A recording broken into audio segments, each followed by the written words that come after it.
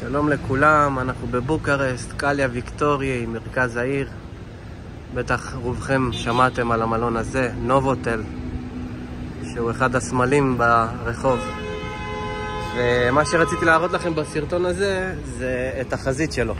מה שהיה פעם התיאטרון הלאומי של רומניה, היום הפך למלון נובוטל, והרבה אנשים לא יודעים שהחזית המשוחזרת היא בעצם מה שנשאר כזכר לתיאטרון שלהם.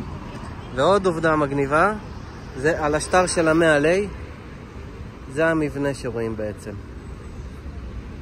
את החזית פה למטה עם הקשתות. לא כל המבנה, אבל רק הקטע הישן הזה שהוא משוחזר. ומי שלא מכיר, זה מרכז העיר, הרחוב המרכזי של בוקרשט.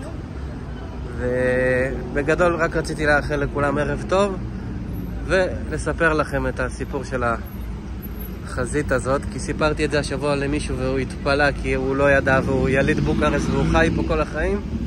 אז אמרתי, אם רומנים לא יודעים את הסיפור, בטח ישראלים יכולים להתעניין בזה. זהו בגדול, שיהיה לכולם ערב טוב.